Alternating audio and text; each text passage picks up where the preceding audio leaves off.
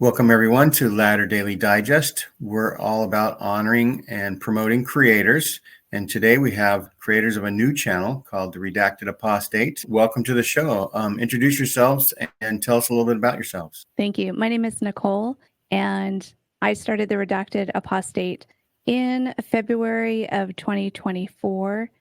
And I'm Carl, and been basically married to Nicole for about 25 years now. Right. I have an IT background. That is where I come from, and I do not have a cult background. Right. So I was raised in a cult and left when I was about 25.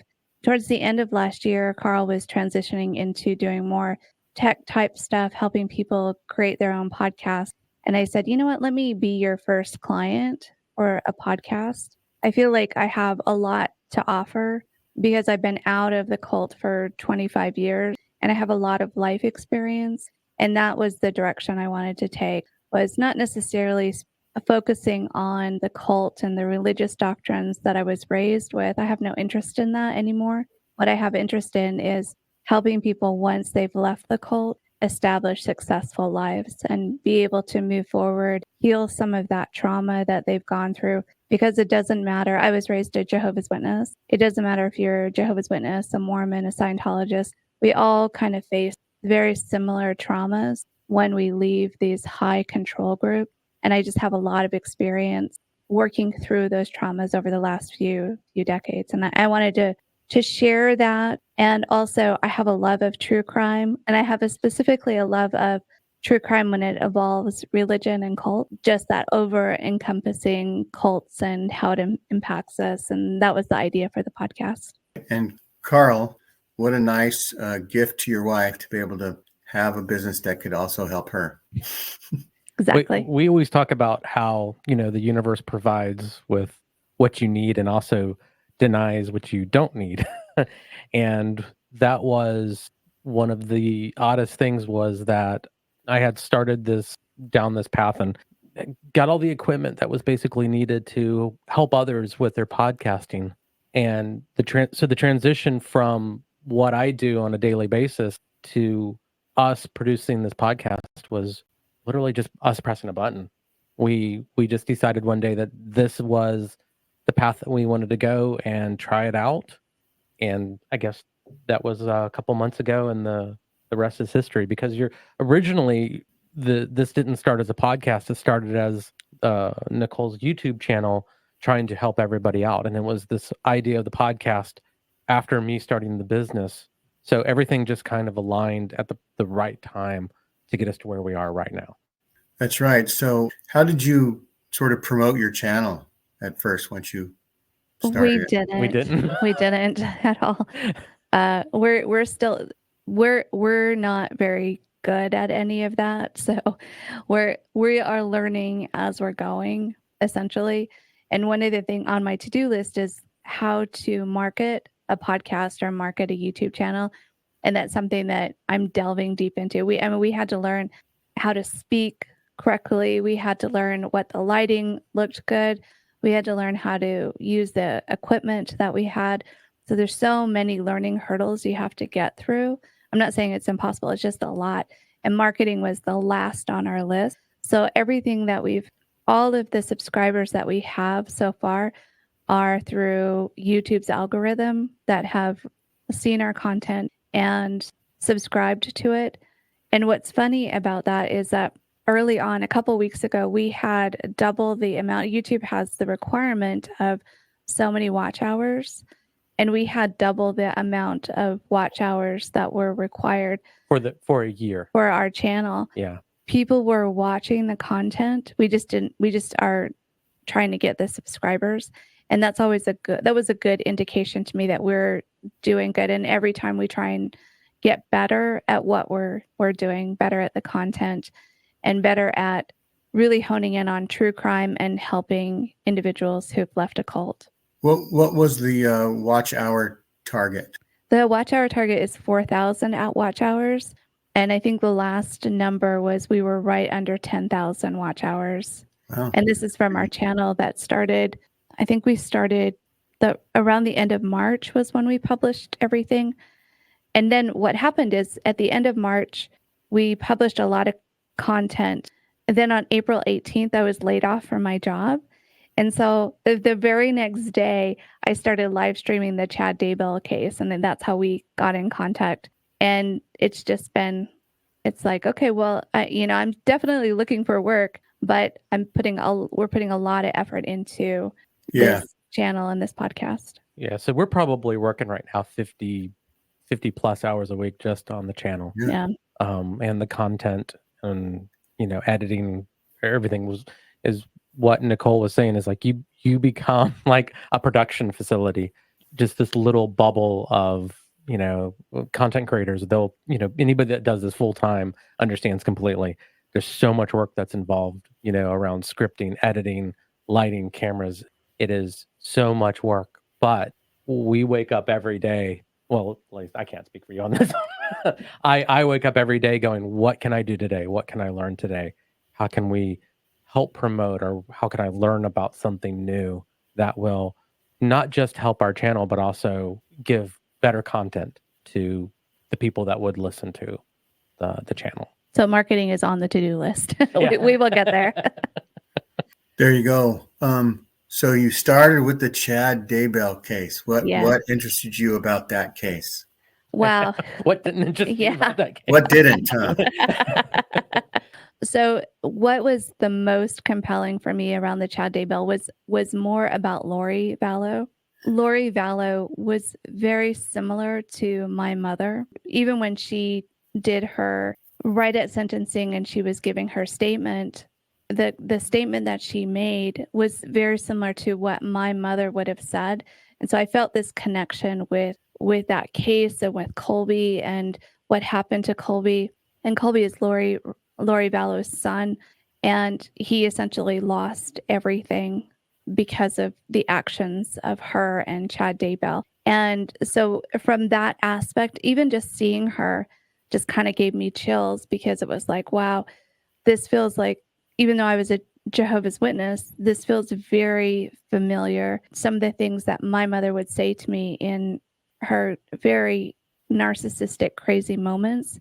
And then when Lori spoke, it was like a mirror. It was really scary. It's like your mother's voice coming out of Lori Vallow, basically. Yeah, it was really scary. That's kind of what drew me initially. And I had been following this back, this started in 2019, all of the drama.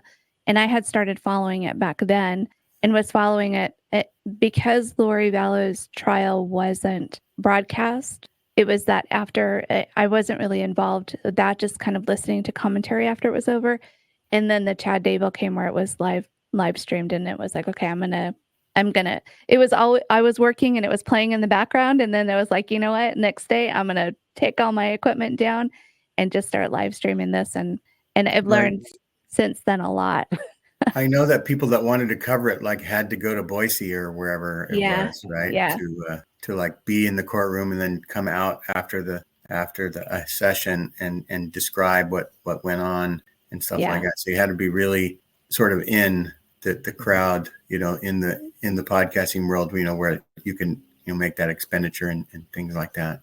Yeah. And so, but I think that her statement was broadcast, right? It was. Yeah. And I wanted to ask you, describe sort of what you mean about how she sounded like your mother. Like what's the psychoanalysis? What's the layered thing that's going on? That's you don't recognize it at first, but afterwards you recognize it as trauma, right? Right.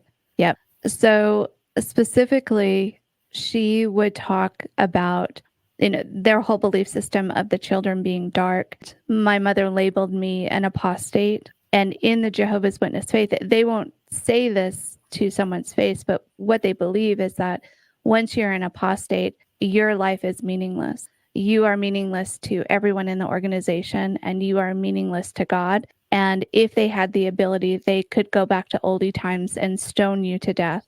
My mother specifically said, I would rather you be dead than be an apostate. And so I said to her, would you, if the church came in, if the Jehovah's Witness church said, you need to kill all apostates, or like in the Lori Vallow case, all dark individuals, would you do that? And her response to me was, they would never ask me to do that. Not, no, I wouldn't do it. It was, they would never ask me to do it. Essentially That's saying, right. yeah, that my life was meaningless to her. That's the cult version of tough love, we'll say. Yep. Yep. Exactly. Exactly. And, the Chad Daybell and Lori, they took it to that horrible extreme. But cult parents that are still in, they have that mindset, just like Lori and Chad did, where you may be physically alive, but you are dead to them. You are spiritually dead to them. Your life is, they dehumanize you. And that's what they did with the kids. They dehumanized them. And so that was a real big connection to that case. Wow. That's so interesting, that and when you're in, you don't recognize it. You can't tell sort of what's going on because you've been conditioned to just the people who are in charge have read the Bible and they know somehow what God wants. That's just the way life is. That's all I know, right? Yep. And you assume that they're loving, parent-like, people at the top and in the leadership structure, and you think they're really, really, really good people, and that they're just doing what God wants. And it's not until after you leave that you can see the control. Yep. I suppose you're familiar with Stephen Hassan's work. Mm-hmm. Yeah. Describe how he talks about control. I honestly, I have no idea. Okay, so he has the bite model. Right, the bite model, right. Right, When I left 25 years ago, his work was really one of the only pieces of work that was widely available. There was some apostate literature at the time, and the internet was fairly new. There wasn't a whole lot to go off of. But yeah, definitely the Jehovah's Witness religion can fall, like when you look at that bite model, it definitely is like falls in line there. Yeah. And so the bite model is control of behavior, information, thoughts, and emotions. Mm-hmm. And so you pretty much, if you, like, I remember being taught, like being angry is Satan controlling you. Mm-hmm. So you're not allowed to have that emotion for very long because otherwise you'd be in control. Satan would be in control of you. Yeah. And yet, modern research shows that anger is your body defending you from a threat often. So anyhow, so you started with the Chad Daybell live streams. So how did that go? What sort of like episode or what went viral for you? What show? So the one that went viral for us was talking about Chad Frankie, Ruby Frankie's son. I don't know if are you familiar with that case, the Ruby Frankie, Jody Hildebrandt situation in southern Utah? Yes. Yeah, I think that would have been one of our first kind of viral for us. Right. Was actually the Ruby Frankie and Judy Hildebrandt. Jody Hildebrandt. Yeah. Already forgotten their names. Discussion that we had. So that was the one where we actually saw numbers. And then our second one that what hit even more was the Chad Frankie discussion. Yeah, specifically because Chad Frankie is in this state in his life that, and you can relate to that. I could completely relate to where he is in his life. That juxtaposition of you realize that you had been mind controlled, but you still don't know your way out of it. You know that what was done to you was wrong, but you're still very lost as to where to move forward from that position. So like if it's a Christian faith, then you could say, well, I don't believe that my denomination is the right belief of Christ, but I still believe in Christ and I still believe in God. So that might be a stage that people might be in. Right. And Chad Frankie is definitely in that stage right now because he realizes that the Jody Hildebrandt stuff that they were teaching him was inaccurate and he was being controlled. But he still said, I want to go on a Mormon mission. I still am Mormon. I still believe in Mormonism. I think his girlfriend is Mormon as well. Yeah. And so he's in that weird limbo state where he's kind of half awake, but not quite. And I remember being in that state also, having left and realizing that my mother was super toxic and a narcissist, but still thinking, oh yeah, but I'm still going to be part of this religion, even though I'd experienced all this trauma, until finally realizing, no, it's this whole thing. It's all of the religion. It's all of the cult teachings. And it takes a while to actually, it doesn't take a while to feel the emotion, because inside that anger you feel the emotions and you don't quite know where it's coming from. It takes a while to put words on how you're feeling and finding the right actions to take based on your feeling. And that's really where I saw Chad Frankie being in his life. And so you live streamed the court hearings and the sessions, and then you would provide some commentary in between. I would, yeah. I tried. It's a lot harder than it seems. But sometimes there are long breaks, and you might have to stretch and stretch and stretch, waiting for something to happen, right? Yeah. So once you're done with the live stream for a day, do you edit out some of the dead air time, or? I didn't. I might go back. And we did. So one of the things that we did too was, in that testimony was Chad's daughter, who's fully indoctrinated still. She is 100% a believer in her dad's doctrine, in that fundamentalist, whatever religion he was creating. It was the Church of the Firstborn, I think they called it. And so Emma Daybell's testimony was off the charts wacko, like Lori Daybell's also. So we pulled out that piece of content and did our own kind of commentary on it. That got a lot of good feedback. It wasn't a podcast. It was more of just a reaction to her testimony, because it is very clear she is still under coercive control. She's still being mind controlled. And she even revealed in her testimony that she talks to her dad every single day. So he's still pulling her strings and controlling what she does. So that reminds me of Warren Jeffs going to prison for child molestation and rape. Yep. And still keeping half of his followers as they believe he's still the prophet of God. Yeah.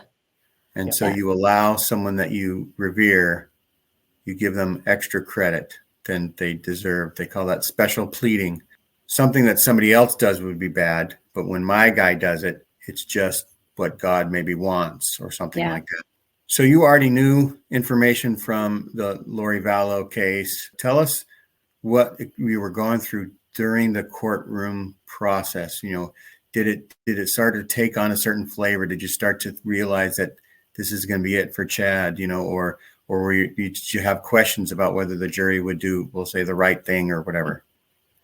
Did you want to answer that? Yeah. So, and I didn't follow the court case. That's like, I enjoy watching true crime, especially like with Nicole, like After Hours or something. We'll put on a true crime show or something, but I don't follow the court cases. But I got into it kind of at the end, because I could see this shift with the content that Nicole was creating, and we were starting to get some traction on it. So I started looking at the court case, like I would be doing my thing and have it up as well as she's live streaming. I'd watch her live stream, and I started seeing that shift, that from the original standpoint, that it was all about the missing kids and the wife that died under mysterious circumstances. And then as you start to realize the text that would come through, the more information that was coming through, as they were pulling out these pieces, you're like, this is much bigger than you could even possibly imagine. Nicole made this statement one time that this is like a true crime story, that it has all the elements of like this great true crime story. And then you would add the cult, you add the religious stuff on top of it. And as it shifted, you're almost to the point of, how can you not see this occurring? And how can you not see that they're going to find him? Okay. So there's people that I know that hear about this case, and they say it doesn't have anything to do with Mormonism. It's just two bad people doing bad things. That there's bad people in every organization, right? It could be McDonald's employees that do something bad. And I said, but wait a minute, don't you realize that they were planning some of these murders while they were attending temple sessions? And so the whole subject of what they're doing is based on Mormonism. And so they didn't have much of a comment to that. But what are your thoughts along those lines? Yeah, I think one of the most horrific things that came out in testimony was that they had sealed themselves in the Mormon temple when they were married to other people. Like, that just is so shocking to me that they would go do that just on their own. I don't even have the words for it. It's like, how could you go think you're so important and bypass all of the religious protocols and go do your own little sealing in the temple? And the fact that they were calling people, that they were labeling people dark, it really was. And I agree with your friend that said there's bad people in every organization. That's absolutely true. And they definitely were bad people. But what they did do is they used the religion to excuse their bad behavior.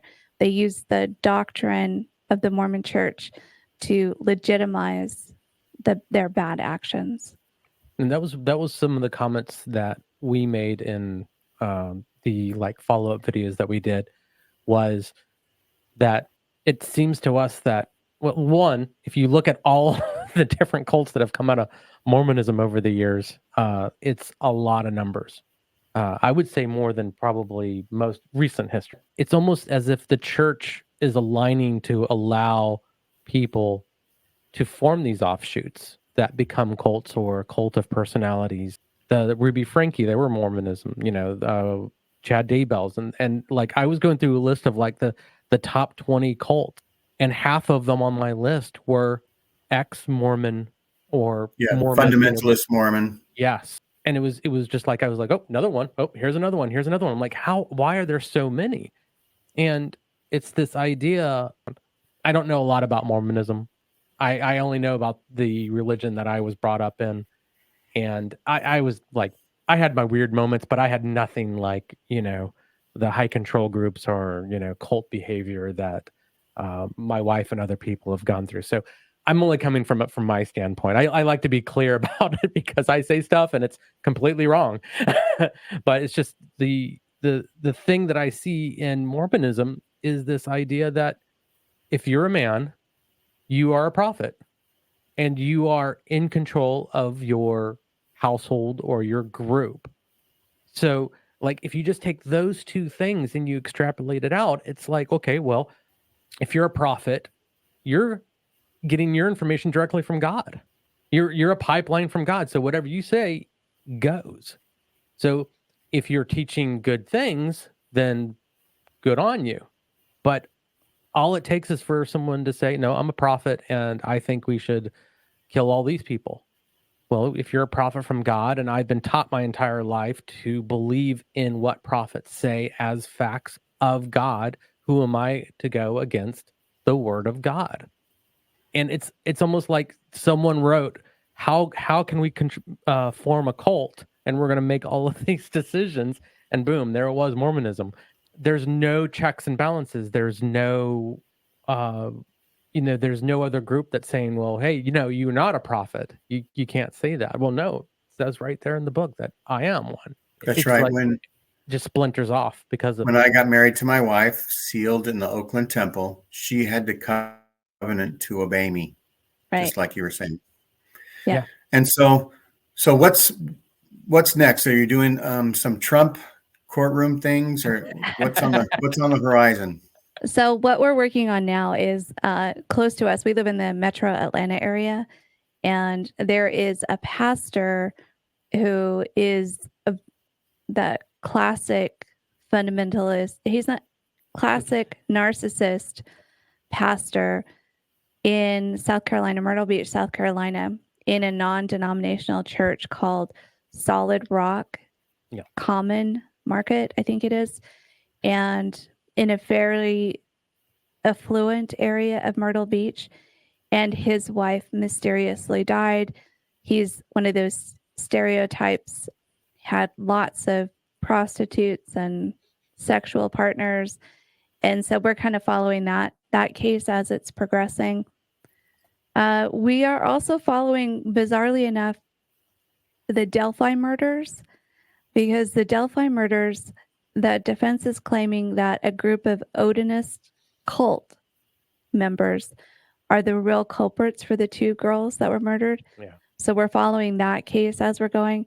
And then I'm going to start spinning up some of the content around how to think independently, some stuff that I've learned over my decades being out. And so that's kind of the next big thing that I'm working on. And we're Like always you're going to do a series. Yeah. And we're always looking for content too. For us, humor is important. We definitely won't make fun of victims, that in any of these cases. But when it comes to like the preacher from Myrtle Beach, he's a smorgasbord of content, of just laugh out loud. This guy is like, he's a wild one. And you'd think you'd be safe joining a non-denominational congregation, right? This is just going to be stuff from the Bible. It's not going to be any dogma that's going to be weird. And yet, boom, you have it. He is your classic charismatic leader, and the control he had over his congregation was again, that bite model, like you said. He was controlling who could talk, what kind of information they could consume. He was controlling their movements and everything. So he was creating his own little mini cult while he was this huge narcissist sex addict, and no one could talk about it and no one could bring it up. And would he excommunicate people? Oh yeah. Yep. Wow. Yeah. How can you excommunicate somebody from a non-denominational? Yeah. It's like the post office saying, we're not going to let you pick up your mail anymore. Right.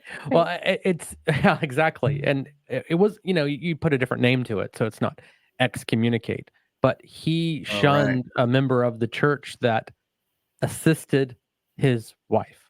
There you go. His wife left him, or was filing for divorce. One of the older women of the church brought her in and was like, all right, I'll help you out. He kicks her out and then starts showing up at her work and threatening her, slashing people's tires. I mean, like, the list goes on and on and on and on. It is a crazy story. So you know how disparaging Chad Daybell was of Tammy Daybell, his wife? This pastor would go on the pulpit and disparage his wives. So he has 2 wives. Yeah. At this point. Yeah. It's wild. There you go. And his 3 girlfriends, and it's so confusing, like how, like, everything that this guy's doing. He's fun. He's fun. That's right. Well, thanks, Nicole and Carl, for coming on our show, telling us about how you started the Redacted Apostate. I want everybody to know that true crime is not in the name of your show. It's just the Redacted Apostate. Yeah. And we'll provide some links in the description. Everybody that wants to check out this pastor from Myrtle Beach and other things that Nicole and Carl are going to produce, head on over there. We'd like to thank our listeners. If you're new to our channel, like and subscribe. Sharing is important to everybody. It's good for the algorithm. It's good to boost, small channels. So if you see a small channel and you like it, share it with some friends. Nothing wrong with that. Absolutely. Right? Everybody having a good summer. Thanks a lot. Bye-bye. Thank you. Bye. Thank you, Gene.